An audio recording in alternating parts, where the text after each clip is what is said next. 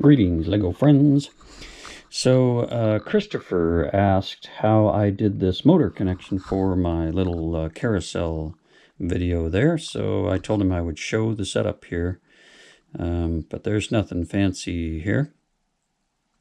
Pretty straightforward connection. I should point out that I showed this power functions box in the back, but I have to tell you the motor for this is too fast for the speed of the carousel that I wanted to have, and I don't have a controller that will slow that motor down right now.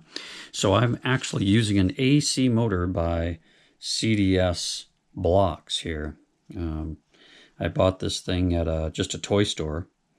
I think the whole thing was about 20 bucks, and it has these two connectors here, but it's an AC plug like this. So it'll just run. There's no on-off switch. You just plug it in and it runs. But the key to running this guy was that connector right there, that dark gray or dark blue gray, I'm not sure which it is, that 4-piece connector there, I don't know what you'd call those. But yeah, that's a Technics piece. I had it in my Technics bin. A long time ago, I bought a package of just various Technics stuff from Lego, and I've had it for years and years and years, and that's the only one of those that I had.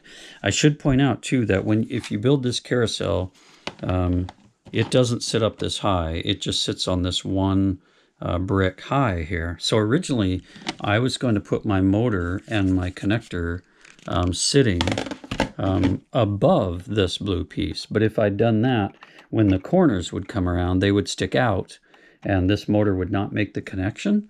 So I built, or just added blocks underneath to raise the whole carousel up so that I could have my motor connection underneath.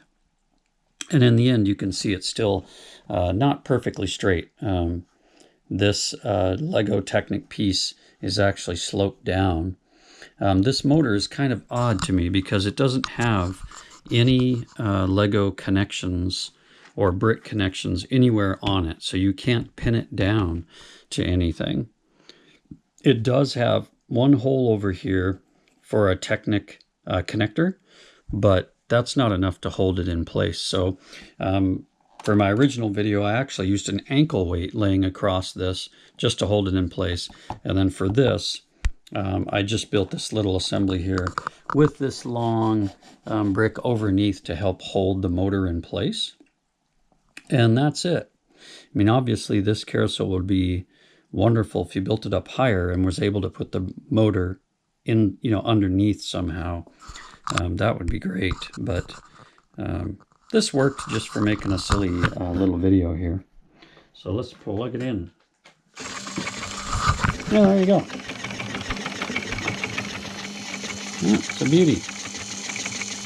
So again, the key is that dark gray 4-piece type connector. It's one assembly, one piece, but it's got 4 kind of wings on it, I guess you'd say, that match the piece that was in the carousel. So just a simple connection. This is an AC motor. It has 1 speed.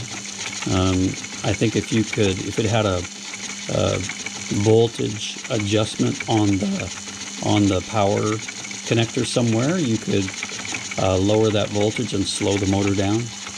But it doesn't. I think it's just 1 speed. So pretty good. I think it's a good speed too. So that's it. Thanks, Christopher, for asking about that. I know it's pretty rudimentary, nothing fancy here. I kind of hid this in the back when I did the little carousel video because, yeah, it sure doesn't look pretty, but it does get the job done. So I hope that answers your question. I really appreciate you asking. And yeah, that's it. In fact, let's take that off. I can show you this piece. So yeah, there's the piece right there that you need. That's it. That little beauty right there. So that made my connection to the side of the carousel, which is normally turned by hand right there. So that's how I did it. I hope that clears that up. Again, nothing fancy, but got the job done. So thanks for asking. And thanks everybody who's liked and subscribed. More great content coming your way. Hope you're having a great week, and we'll catch you on the next one.